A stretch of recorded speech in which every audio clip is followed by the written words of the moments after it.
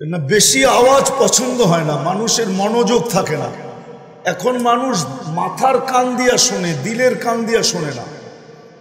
কোরআনের যেইভাবে বলছে ওইভাবে শোনে না। নাইলে আল্লাহর রসুল যেদিন বিদায় হজে ১৬ লক্ষ সাহাবা ছিলেন, ১৬ লক্ষ সাহাবা ছিলেন। এখানে হাজি আছেন কেউ? কেউ হজে গেছেন? জাবালে রহমত দেখছেন না? কি দেখছেন? ওটা কি আকাশ পর্যন্ত উঁচা? কত উঁচা? কয়েক মাইল। আবার কয়েক মাইল বলে ওই যাবো আমি ওনারে নিয়ে। জাবালে রহমতই দেখে নাই মনে হয়। দেখছে কোনটা? আল্লাহ জাবালে উহুদ দেখছেন, নাইলে জাবালে আরে সোর দেখছেন? জাবালে রহমত অল্প একটু। আল্লাহর রসুল এই আপনাদের বেশির থেকে 2 তলা সমান হবে। এতটুক উপরে দাঁড়ায় ১৬ লক্ষ সাহাবাকে বলছেন। লাউড স্পিকার তো ছিল না, ছিল কিন্তু এক সাহাবিও তো বলতে পারে না যে আমি শুনি না। কেননা দিলের কানে শোনা ছিল, মাথার কানে না। এই জন্য কোরআন বলছে ফাস্তামিউ, দিনী কথা দিলের কান দিয়া শোনো। আনসিতু, বিলকুল চুপচাপ শোনো, কোনো নড়াচড়াও যেন না হয়, তাইলে আল্লাহ দিলে কাঁদবে।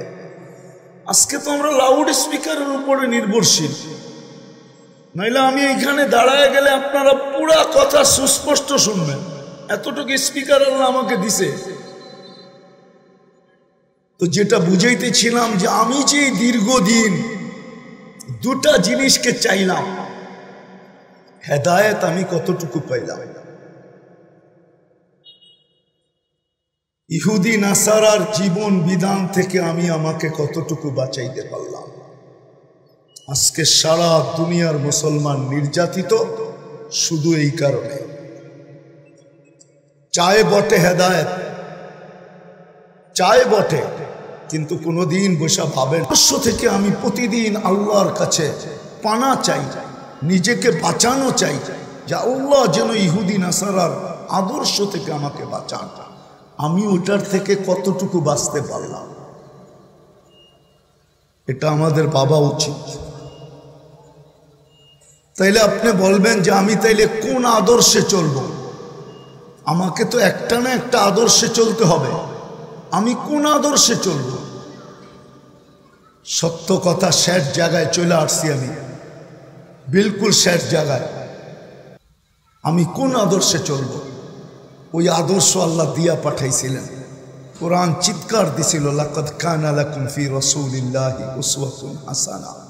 মুসলমান, ও মুসলমান, যাকে আমি সদ ইচ্ছা ইসলামের মুসলমানের ঘরে অস্তিত্ব দিছি, যাকে আমি সদ ইচ্ছায় আমার বিশেষ রহমতের মাধ্যমে উম্মতে মুহাম্মদীর অন্তর্ভুক্ত করছি। আপনি মুসলমানের ঘরে নিজ ইচ্ছায় আসেন নাই, আল্লাহর ছোটখাটো ইচ্ছায় আসেন নাই। আপনি মুসলমানের ঘরে রব্বে কাবার কসম আল্লাহর বিশেষ রহমতের মাধ্যমে আসছেন। এটা বিশেষ রহমতের মাধ্যমে। কেন? এটাও বলতেছি। আজকে তো বুঝে আসে না। আজকে না মা বোনদের বুঝে আসে, না যুবকদের বুঝে আসে, না শিক্ষিতদের বুঝে আসে, না অশিক্ষিতদের বুঝে আসে, না গ্রাম্যদের বুঝে আসে, না শহরবাসীর বুঝে আসে। আজকে আমার পুরা জাতির বুঝে আসে না। আজকে পুরা মুসলিম উম্মার বুঝে আসতেছে না। একদিন বুঝে আসবে। যারা শুধু কাগজে মুসলমান ছিল, কাগজে কাগজে মুসলমান বোঝেন? কাগজে মুসলমান বোঝেন? একটু আগে না বুঝাইলাম কাগজে মুসলমান। ফরমে যেখানে ধর্মের জায়গায় ইসলাম লিখতে হইতো, ওইখানে ধর্মে ইসলাম লেখা আসছে, কিন্তু জীবনে তার কোনো ইসলামের ছোঁয়া ছিল না। যেদিন আল্লাহ হুকুম দিবে দুজক থেকে ওকেও বাহির করো, যে শুধু কাগজে মুসলমান ছিল, কাগজে, ওই দিন সারা দুনিয়া চিৎকার দিবে লাউ কুন্না মুসলিমিন। আফসোস, আমি যদি কাগজে মুসলমান হতাম, তাইলে হয়তো আমি কাগজে মুসলমান হওয়ার কারণে আমি চিরদিনের জন্য দুজক থেকে বাহির হতে পারতাম। আর চির শান্তির জায়গা কেননা জান্নাত তো আল্লাহ দুযোগীদেরকেও দেখাবে, দিবে না, কিন্তু দেখাবে, দিবে না। অনেক সময় হয় না, বাচ্চাকে কাঁদানোর জন্য চকলেট দেখায়, আগে বাড়ায় আবার পিছিয়ে নেয়। কিছু মামু আছে যাদেরকে বাচ্চাকে কাঁদাইতে, কিছু লোক আছে বাচ্চা কাঁদাইতে ভালোবাসে, ঠিক না? নানাও আছে, দাদাও আছে, মামুও আছে, চাচাও আছে, ঠিক না? আবার পাড়া প্রতিবেশীও আছে, বাচ্চাকে কাঁদাইতে ওর ভাল লাগে, তো করে কি চকলেট দেখায় আবার নিয়ে যায়। তো আল্লাহ দুযোগীদেরকে এইটাও একটা শাস্তি, ওদেরকে জান্নাত দেখাবে আর বলবে এটাই তোর কপালে ছিল। 60-70 বৎসরের জীবনে মিলত, 60-70 বৎসরের বিনিময়ে আমরা দিতে প্রস্তুত ছিলাম, কিন্তু তুমি 60-70 বৎসরের জীবনে এটাকে অর্জন করো নাই, তোমার ব্যবসা লাভজনক হয় নাই, আজকে তুমি এটা পাইতে। তো বারবার ওদেরকে জান্নাত দেখাবে, আবার জান্নাতীরাও ওদের সাথে মজা নিবে। মজা, মজা বোঝেন? জান্নাতে বিনোদন হবে, বিনোদন। বিনোদন বোঝেন? দুনিয়াতে কিছু লোকজন আছে ফেমাস, ওইখানে গেলে আমরা ওদের কথা মনে উঠবে। আমার যতটুক বয়স, অতটুক বয়সে আমার সময় যত ফেমাস লোক ছিল, ওটার কথা আমার জান্নাতে মনে উঠবে ইনশাআল্লাহ। তো ইন্না ফিল জান্নাতি লাবাবান, তো একটা প্রজেক্টর লাগানো থাকবে দুযোগের দিকে। আমি প্রজেক্টরই বলি, প্রজেক্টর বললে সহজে বুঝে আসবে, দরজা বললে বুঝে আসবে না। আবার ভাববেন দরজা খুললাম, যদি দুযোগের ধোঁয়া আর গরম আমার জান্নাতে ঢুকতে শুরু করে, ঠিক না? এটাও তো ভাবতে পারে। তো প্রজেক্টরই বললাম, একটা সিস্টেম থাকবে, ওইখানে দাঁড়ায় ভাববে যে অমুকে কোথায়, ওর সাথে সাথে সামনে চলে আসবে। তো কথোপকথন হবে, বলবে কদ হারাম আল্লাহ, এটা দেওয়ার অনুমতি নাই, আল্লাহ হারাম করে দিয়েছেন। তো যেটা বুঝাইতেছিলাম মেরে দোস্ত, আজকে আমার কথাটা ভাবেন যে আমি যে দীর্ঘদিন যতটুকুই নামাজ পড়ি, ইমামের পিছে পড়ি বা একা একই পড়ি, আমি যে দুটা জিনিস আল্লাহর কাছে চাই, যে আল্লাহ আপনি আমাকে হেদায়েত দেন, আর আল্লাহ আপনি আমাকে বিজাতির ইহুদি নাসারার তরিকা থেকে, আদর্শ থেকে আমাকে বাঁচান। এই দুটা জিনিস যে চাই, আমি আপনাদের কাছে প্রশ্ন করতে চাই, মা বোনদের কাছেও করতে চাই, আমি কতটুকু ইহুদি নাসারার আদর্শের থেকে নিজেকে বাঁচাইতে পারলাম, আর কতটুকু আমি আমার ভিতরে হেদায়েতের উপলব্ধি করতে পারতেছি যে আমি হেদায়েত পাইছি। এখন আপনি বলবেন যে আমাকে তো কাউকে না কারো আদর্শে চলতে হবে, যদি আমি ইহুদি নাসারার আদর্শে না চলি তো আমি কার আদর্শে চলব? বিদায় কোরআন আমাদেরকে ওই দিক নির্দেশনা দিয়েছেন। আজকে মুসলমান লাঞ্ছিত এই জন্যই, সব কিছু থাকা সত্ত্বেও। রব্বে কাবার কসম, মুসলমান যতটুকু দুনিয়া আজকে ভোগ করতেছে, 600 কোটি মানুষ মিলাও এতটুকু ভোগ করার সুযোগ পায় না। বিজাতি তো কাপড়ই পরে না, বিজাতি তো কাপড়ই পরে না, ও দামি কাপড় পরবে কোত্থেকে? ও বেশি কাপড় পরবে কোত্থেকে? ও তো কাপড়ই পরে না। মুনিয়ার মুসলমান সবচেয়ে বেশি কাপড় পরে, সবচেয়ে বেশি দামি পরে, সবচেয়ে বেশি ব্র্যান্ডের পরে। দুনিয়ার মুসলমান সবচেয়ে বেশি আইটেম খায়, দুনিয়ার মুসলমান সবচেয়ে বেশি দামি খাওয়া খায়, সবকিছু দুনিয়ার সবচেয়ে বেশি মুসলমান ভোগ করে। দুনিয়ার কোনো প্রেসিডেন্ট নাই, আমেরিকার প্রেসিডেন্টের গাড়িতেও সোনার পার্স নাই। বিশ্বাস হয় আপনাদের? কিন্তু মুসলমান প্রেসিডেন্টের গাড়িতে সোনার পার্স আছে। ব্রুনাইয়ের প্রেসিডেন্টের গাড়িতে সোনার পার্স লাগানো হয়, সোনার পার্স। নেটে সার্চ দেন, ব্রিটেনের রানীরও এত বড় বাড়ি নাই, 400 কামরাওয়ালা বাড়ি। ব্রুনাইয়ের প্রেসিডেন্টের ইংল্যান্ডে একটা বাড়ি আছে 400 কামরা বিশিষ্ট। দুনিয়ার সবচেয়ে দামি বাড়ি মুসলমানের, দুনিয়ার সবচেয়ে বড় টাকা মুসলমানের। কুয়েতের টাকার উপরে দুনিয়ার কোনো টাকা নেই।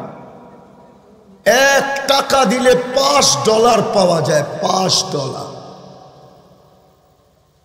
বিশ্বাস হয় না?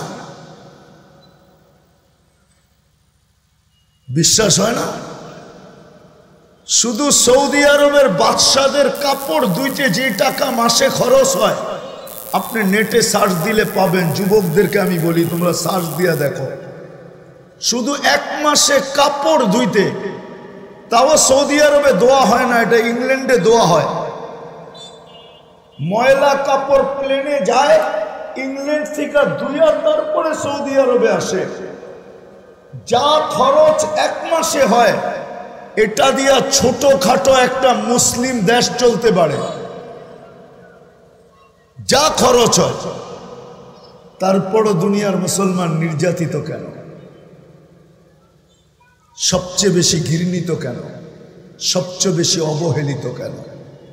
আরেকটাও বইলা যোগ করে দেই, দুনিয়ার মুসলমান যত বেশি বিজাতিদের অনুকরণ করে, আমার বিশ্বাস বিজাতিতেও এতটুকু সাজে না যতটুকু মুসলমান ইহুদি নাসারার স্টাইলে নিজেকে সাজায়। আমাদের মা বোনরা পর্যন্ত সারাদিন নেটে দেখে শুধু সাজগোজ, মেহেন্দি লাগানোর স্টাইল পর্যন্ত দেখে, মাথা আশ্রানের স্টাইল পর্যন্ত দেখে, কাপড়ের স্টাইল পর্যন্ত দেখে।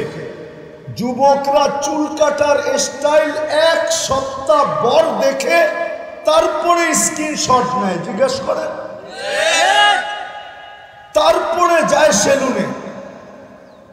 14 তারিখ বাংলাদেশে যতটুকু উদযাপিত হয়, আপনাদের এটা কোন থানা জানি না আমি, কাপাসিয়া থানায় যতটুকু 14 তারিখ উদযাপিত হয়, আমার মনে হয় এন্টার আমেরিকাতে এতটুকু উদযাপিত হয় না।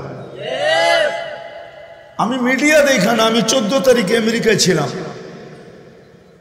কারণ আমি বছরে 2-1 বার যাই, আমার তাবলিগের কাজে যেতে হয়।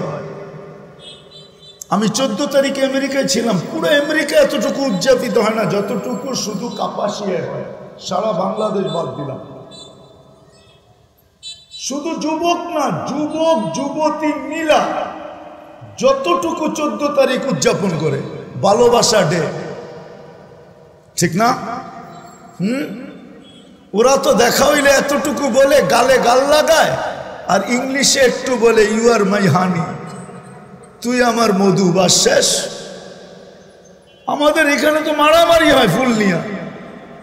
1 সপ্তাহ আগের থেকে ফুলের দোকানে বুকিং চলে না? হ্যাঁ না ভুল বললাম? হ্যাঁ, আবার চয়েসও থাকে, আবার মেসেজের মাধ্যমে চয়েস থাকে। গত বছর ফুল দিছো তুমি, শুধু কালার ছিল, গ্রান ছিল না। এই বছর কালারও হইতে হবে, গ্রান আলাও হইতে হবে। যুবকরা হাসে, আমি সত্য কথা বলতেছি। এরকম উদযাপন যতই করি না কেন, রব্বে কাবার কসম, মুসলমান কোনোদিন নির্যাতন নিষ্পেষিত থেকে বাহির হতে পারবে না যতদিন পর্যন্ত মুসলমান রাসূলুল্লাহ সাল্লাল্লাহু আলাইহি ওয়াসাল্লামের আদর্শ মতে না চলবে। চলে যেতে হবে, এখানে থাকা যাবে না।